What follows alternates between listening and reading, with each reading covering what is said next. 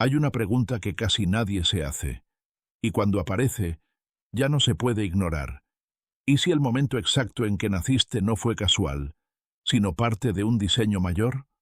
La mayoría de las personas cree que su fecha de nacimiento es solo un dato, un número, un mes, una celebración anual. Algo simbólico, pero sin peso real.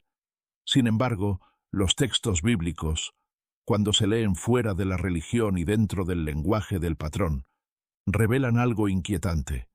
El tiempo tiene identidad. En la Biblia, el tiempo no es un fondo neutro donde ocurren las cosas. El tiempo es activo, participa, marca, define ritmos. Por eso los eventos importantes no suceden cuando se puede, sino cuando el tiempo es correcto, cuando la frecuencia coincide. Nada grande ocurre fuera de su tiempo, y nadie nace fuera de su ciclo. Los antiguos no veían los meses como divisiones del calendario, sino como puertas. Cada mes tenía un carácter, una cualidad, una prueba y una energía específica. Y cuando un ser humano nacía dentro de ese mes, entraba al mundo bajo ese código temporal, no como destino rígido, sino como arquitectura interna. Por eso algunas personas parecen luchar siempre con los mismos temas, aunque cambien de escenario. Por eso ciertas emociones aparecen una y otra vez.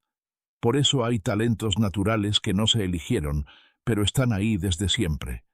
La Biblia no lo explica de forma directa. Lo codifica. Este no es un mensaje para creer. Es un mensaje para observar. Porque cuando observas tu vida desde el tiempo en que llegaste a ella, algo empieza a encajar. No todo se vuelve fácil, pero todo empieza a tener sentido. Y cuando el sentido aparece, la repetición se rompe. Si este contenido te encuentra ahora, no es azar, es sincronía. Capítulo 1. El tiempo en la Biblia no es lineal, es viviente. Cuando se lee la Biblia de forma literal, parece una secuencia de historias. Pero cuando se observa su estructura profunda, se revela otra cosa. Un mapa del tiempo. No del tiempo como reloj, sino del tiempo como campo activo. En Génesis 1:14 se dice que las luminarias fueron creadas para señales, tiempos señalados, días y años.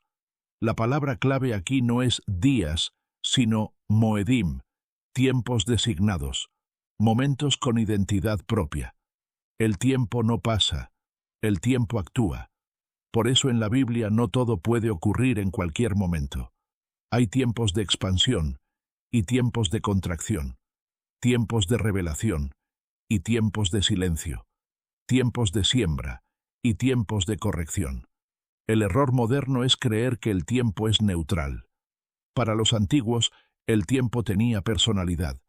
Esto cambia todo, porque si el tiempo tiene cualidad, entonces nacer en un momento específico significa entrar al mundo bajo una frecuencia determinada. No una condena, un marco, un lenguaje interno desde el cual la vida se expresa. Los relatos bíblicos refuerzan esto constantemente. El éxodo ocurre en un mes específico, asociado a la liberación. La destrucción del templo ocurre en un mes ligado a la introspección y la ruptura.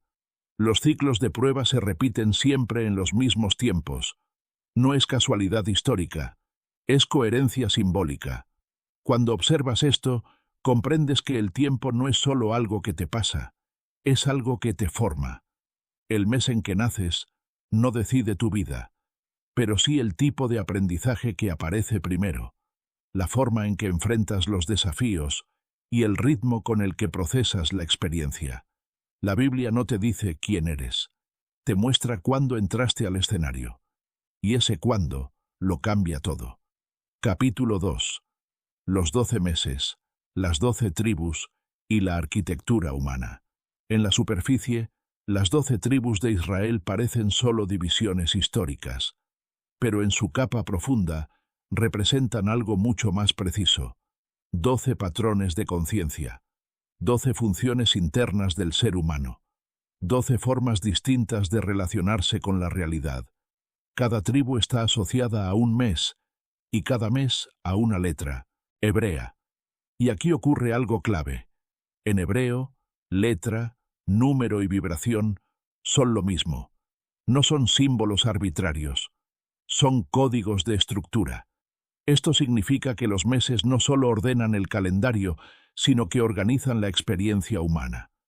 Cada uno gobierna un tipo de emoción, una cualidad psicológica, un sentido corporal y una prueba recurrente. Por ejemplo, hay meses asociados al habla, personas que vienen a expresar, comunicar, pero también a aprender a no destruir con palabras. Otros están ligados a la acción, líderes naturales que deben aprender a dominar el impulso. Otros al pensamiento, mentes brillantes que deben evitar la desconexión emocional. Otros a la estabilidad, personas firmes que deben aprender a moverse cuando el ciclo cambia. La Biblia no enumera esto como un manual, lo dramatiza en historias. Cada patriarca, cada tribu, cada conflicto refleja un patrón interno del ser humano. Cuando alguien nace en un mes específico, su sistema emocional y nervioso se organiza alrededor de ese arquetipo. Por eso ciertas pruebas aparecen temprano en la vida. Por eso ciertos dones parecen dados desde el inicio. No es astrología, es arquitectura simbólica. El error es creer que esto determina. En realidad, orienta. Cuando el patrón no se reconoce, gobierna desde la sombra. Cuando se reconoce, se transforma en herramienta. Por eso el conocimiento no esclaviza, libera. Y por eso, cuando conectas con el mes en que naciste, no te defines, te recuerdas. Capítulo 3. El mes de nacimiento y las pruebas que repites. Hay algo que suele desconcertar a muchas personas. Cambian de entorno, de relaciones, de trabajo, y aún así, ciertas pruebas se repiten. No con las mismas caras, pero con la misma esencia. El mismo tipo de conflicto, la misma emoción raíz, la misma sensación de otra vez esto. Cuando observas la Biblia desde el lenguaje del tiempo, entiendes que esto no es castigo ni mala suerte. Es ciclo. Cada mes bíblico no solo representa una energía disponible, sino también una prueba recurrente, una fricción necesaria para desarrollar conciencia. Las tribus no eran mejores o peores. Cada una cargaba una virtud y una sombra. Cuando naces en un mes específico, no heredas un destino, pero sí un campo de aprendizaje. Ese campo se activa temprano, porque necesita ser visto. Si no se reconoce, se repite. Si se rechaza, se intensifica. Si se observa, se transforma. Por ejemplo, hay meses donde la prueba principal está en el control. Personas que necesitan dominar la impulsividad, la ira o la reacción inmediata.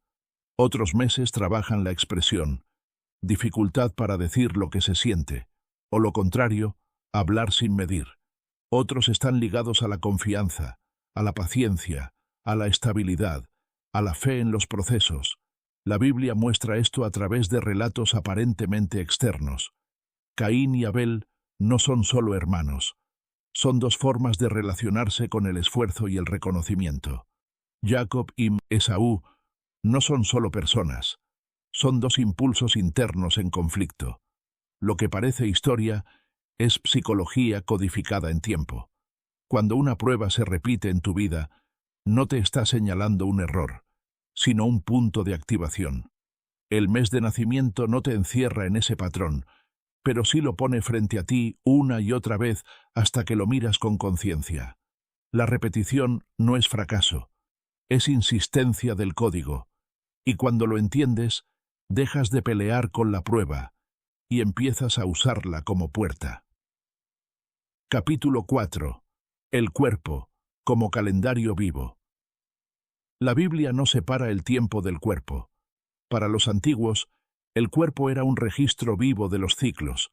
Por eso tantas leyes, relatos y símbolos se expresan en términos corporales. Caminar, oír, hablar, sembrar, descansar. El cuerpo recuerda lo que la mente olvida. Cada mes según la tradición hebrea, se asocia a un sentido específico, a un órgano, a una función corporal, no como superstición, sino como observación profunda. El tiempo deja huella en la biología. Esto explica por qué ciertas personas somatizan emociones siempre en las mismas zonas, por qué hay tensiones que aparecen sin causa aparente, por qué el cuerpo reacciona antes que la mente. No es debilidad, es memoria temporal. El cuerpo funciona como un calendario vivo porque responde a ritmos, ritmo hormonal, ritmo nervioso, ritmo emocional. Cuando una persona nace en un determinado mes, su sistema se organiza alrededor de ese pulso inicial, no como límite, sino como lenguaje base. Por eso hay personas que sienten primero y piensan después. Otras piensan tanto que se desconectan del sentir. Otras actúan rápido y luego reflexionan. No es defecto, es configuración inicial. La Biblia habla del corazón que entiende, de ojos que no ven, de oídos que no oyen. No es poesía ingenua, es descripción de estados internos. El cuerpo responde al nivel de conciencia. Cuando ignoras el lenguaje del cuerpo, el ciclo se repite como síntoma. Cuando lo escuchas, se convierte en guía. No estás desalineado, estás siendo informado. Y el tiempo en que naciste dejó una firma en esa información. Capítulo 5. Libre albedrío. No es romper el código, es usarlo. Durante siglos se ha entendido el libre albedrío como la capacidad de escapar de cualquier estructura, como si la verdadera libertad consistiera en no tener límites, ni patrones, ni diseño. Pero la sabiduría bíblica plantea algo muy distinto. La libertad no surge al negar el código, sino al comprenderlo.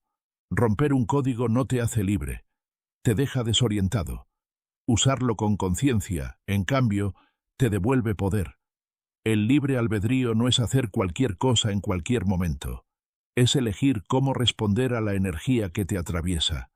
No eliges el mes en que naces, pero sí eliges si reaccionas de forma automática o si actúas desde comprensión.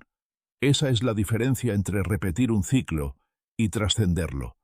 La Biblia nunca habla de libertad como caos, habla de orden consciente. Por eso los personajes bíblicos no escapan de su naturaleza. La enfrentan, la refinan y la elevan. Jacob no deja de ser Jacob, aprende a integrarse. Moisés no elimina su temor, aprende a atravesarlo. David no niega su intensidad, la canaliza. Eso es libre albedrío en su forma más alta. Gobernar la propia energía. Cuando desconoces tu patrón, el código opera desde el inconsciente. Tomas decisiones que parecen tuyas, pero que en realidad son reacciones antiguas. Repites vínculos, repites conflictos, repites emociones. No porque estés fallando, sino porque el código no ha sido reconocido. Pero cuando lo observas con honestidad, algo cambia. Ya no peleas contra tu naturaleza. Aprendes a leerla. El impulso que antes te dominaba se convierte en señal. La emoción que antes te arrastraba se vuelve información. La prueba que antes parecía castigo se revela como entrenamiento. El código no te quita opciones. Te muestra dónde elegir con más conciencia. Por eso la Biblia no propone anular el deseo, el carácter o la intensidad humana. Propone alinearlos. La verdadera libertad no es eliminar lo que eres, sino usarlo con dirección. No es apagar tu fuego, sino aprender a encenderlo sin quemarte. El libre albedrío aparece cuando dejas de preguntarte, ¿por qué me pasa esto? Y empiezas a preguntarte, ¿qué me está pidiendo este patrón que aprenda? Ahí, el ciclo deja de repetirse mecánicamente y comienza a transformarse. No estás atrapado en un diseño, estás invitado a activarlo conscientemente. Y cuando eso ocurre, el código deja de gobernarte desde la sombra y empieza a servirte desde la claridad. Capítulo 6. Si este mensaje aparece ahora, es parte de tu ciclo. Nada de esto aparece por accidente. En la tradición bíblica, Cuando un mensaje llega en un momento específico, no es información, es activación. Si este contenido te encuentra ahora, no es porque debas creer algo nuevo, es porque hay algo antiguo en ti que está listo para ser reconocido. Tal vez una repetición que ya cansó, tal vez una pregunta que no se va, tal vez una sensación de tiene que haber algo más. El tiempo no solo marca el inicio de la vida, marca momentos de despertar. Cuando un ciclo está por cerrarse, aparece comprensión. Cuando una etapa está madura, aparece claridad. Cuando una identidad está lista para expandirse, aparece el espejo correcto. Este mensaje no te dice quién eres, te recuerda cuándo estás. Y cuando entiendes tu tiempo, ya no fuerzas el proceso, caminas con él. El código no te controla, te orienta. La Biblia no te encierra en un destino, te ofrece un mapa. Y el verdadero poder no está en saber el mes en que naciste, sino en habitarlo con conciencia. Porque cuando el tiempo y la conciencia se alinean, la vida deja de repetirse y empieza a revelarse. No necesitas memorizar meses, letras ni símbolos, solo observarte con honestidad. Porque el código no está en la Biblia, está en ti. Y cuando lo reconoces, la vida deja de sentirse aleatoria y empieza a sentirse coherente. Si este mensaje resonó, no lo ignores. Explora, observa, conecta, porque el tiempo en que naciste sigue hablándote.